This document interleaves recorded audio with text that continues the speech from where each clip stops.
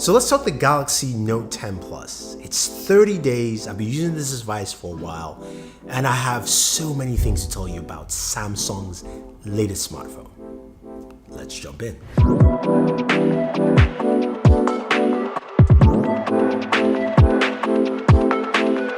So I can give you a list of specs, I can run through some of that, but I think I'll start with just the natural idea of what it is to use a smartphone for 30 days. I think that makes the most amount of sense, right? So when you get the Galaxy Note 10 Plus, the first thing time you look at it, it's especially the Aura Glow. The color it's a little bit mesmerizing.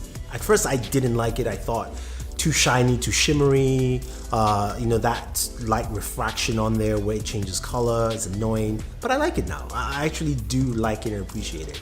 I really wanted to go for that red color. It looks really, really nice, but I think this works out very, very well.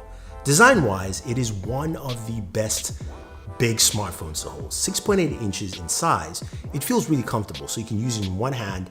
And speaking of design ergonomics, the power button location on the left hand I like it, it's nice. The first 2 days I had the Galaxy Note 10 Plus, I was like, okay, I need the power button on the right hand side. Now I'm so used to that when I switch other devices, I tap kind of like this with my right hand just to turn on the device, which is just not the case. But they've done a good job with the positioning and it feels comfortable. But again, this is a device that even though it's big and if you have small hands, it's still easy to use and pop out that S Pen and start writing. I think design ergonomics are nice. It works really well for this device. Location of the speakers also are good. So nothing really blocks the view of what you're using.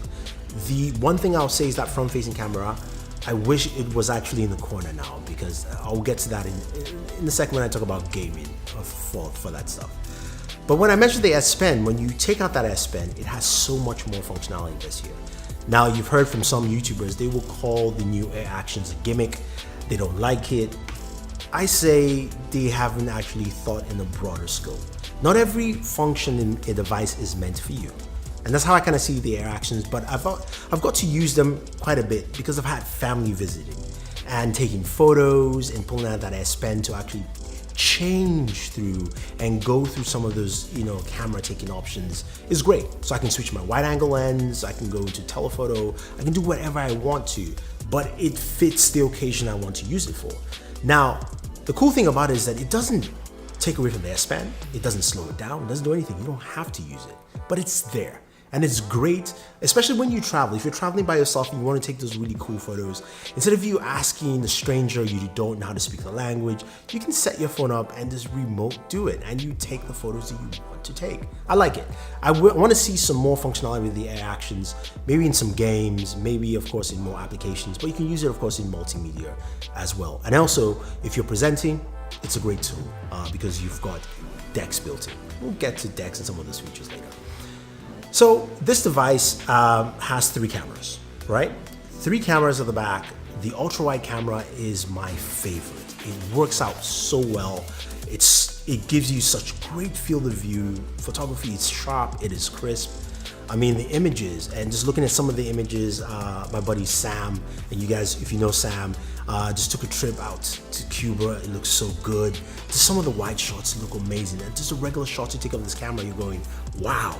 This is really, really impressive. I like it. Now, nighttime shots are good. They're not crazy, but they're good. And I think they work out well. I want to see improvement, Samsung. I mean, right now, you are now scaling behind. And hopefully we see that next year, or hopefully we get a few software updates, because I think the sensor is good. We've seen Gcam and all that stuff on Galaxy devices, and there's a drastic improvement. So it's a software thing and not a hardware thing. But I know some of you are asking, will we get a professional camera review? We'll see, I don't know. My buddy just came back from vacation. There are so many more devices coming out, so we'll plan, see if we can do something next week for you guys. Now, this is powered by the Snapdragon 855 processor. You've got 12 gigs of RAM on there. I mean, 12 gigs, imagine that on a smartphone. Some people don't have 12 gigs on their PCs or laptops, right? But you've got UFS 3.0. So what that means overall is that everything runs smooth. Just taking those photos and storing it on your device and reading the photos are much quicker. It's faster. Gaming is a huge performance, right? It just runs games really well. You've got the 855, you've got that amount of RAM. You've got to just feel and enjoy the performance. And look, I'm not going to go too much in gaming. You can check out my gaming video. I did one full gaming video just to showcase what it can do in gaming performance. And this device rocks. It rocks really well. Again, the one game that doesn't really cool off well is PUBG, but we all know that, so we'll set that one aside. But speaking of gaming though, you can do more with this device. You know, you've got the ability to play Android games, right? You've got the ability to also stream games for your PC with apps like Steam Link or Nvidia Shield for Android. I use both of them and it just runs really well. It's nice to actually have that functionality built in. And then also you've got the Galaxy Play Link, which I have the beta. It's not fully functional yet. I'm having some issues. So once that comes up, I'll give you guys a demo to look at. And also you can check out that G-Lap controller. I know you guys are wondering. So you can see some of the gameplay functionality there. Now, if gaming is not your thing, you're going, okay, fine. I like the S Pen, I like the functionality, but how is the battery life? How does the battery life work on this device?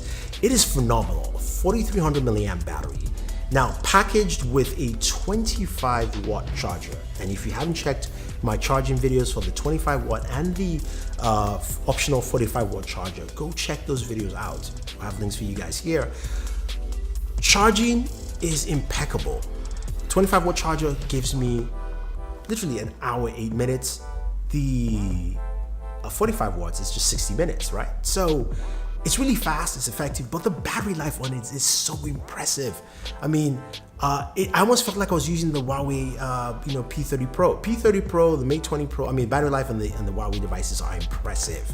And this felt that way. I felt like, wow, Samsung, you really pushed the edge. Now, there's something I did notice, and this was also brought to my attention by my buddy Danny Wingate, so definitely check out his video when he actually drops it. He talked about how like Samsung is really aggressive with the dimming on the display. The display is vibrant, but the dimming structure is a little bit off, and that's to combat, of course, battery life.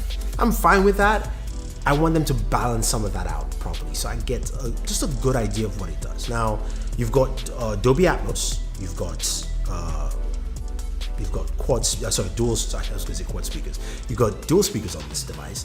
It sounds really good. I like it. I think what people confuse with, not being as loud or as bassy in some levels is the fact that it's also got this, technically a tweeter on the side. So which means if your fingers cover both speakers, you will still get reasonably good audio, which is better than most devices. So you've got that space on the very top of the device that actually is a sound output, if you will, and that goes a long way. Now, this device is really impressive.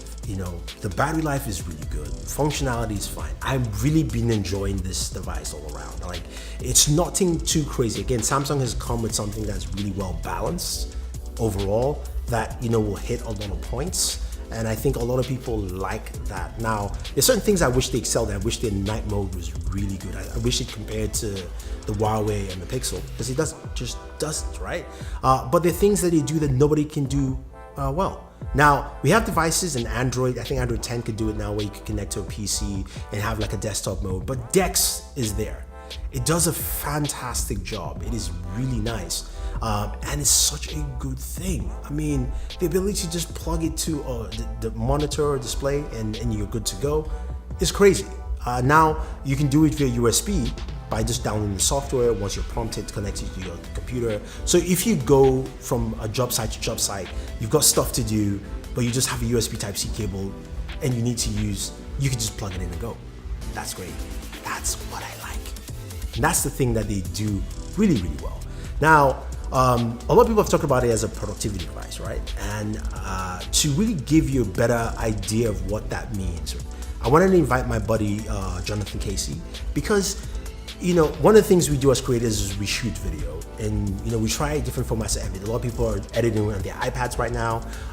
My videographer, Daniel Singh, does that, and he does that really well. That's not my space, but he's done some videos on it. I want you to just hear his thoughts on editing on the Galaxy Note 10 Plus and just what it is. Hey, what's going on, friends? It's Jonathan. I've been using the Galaxy Note 10 Plus ever since it was first announced, and I gotta say I'm really impressed when it comes to the built-in video editor. I've actually edited a few videos on it, and I can personally say it doesn't offer advanced features for seasoned content creators, but it offers enough to get you started, especially for social media and even for YouTube if you're trying to do like a montage or something for family, or maybe like a cinematic sample video. You can trim a clip, you can remove a portion from a clip, you can add text effects, transitions, you can add built-in filters for coloring, and you can even add your own background music or choose one of the songs that Samsung provides for free, which they do offer a wide selection. It's like I said, it is missing some advanced features when you compare it to desktop video editing applications. However, when you combine this built-in video editor with the built-in camera on the Galaxy Note 10 and Note 10 Plus, I feel like you have like an all-in-one content creation tool,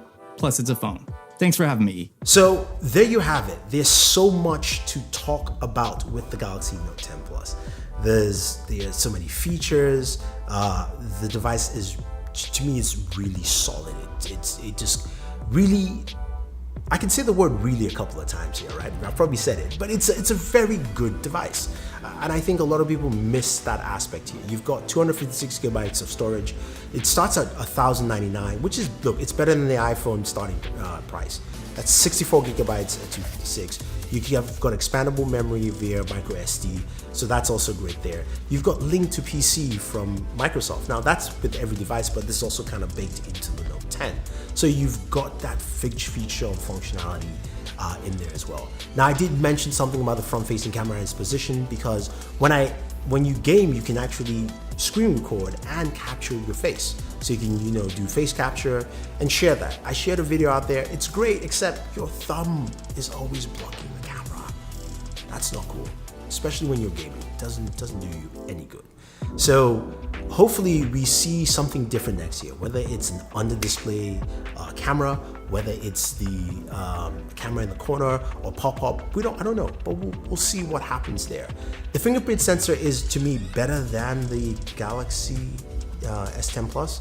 I've gotten much fewer issues with it, and I like it. And the facial recognition works pretty fast and well.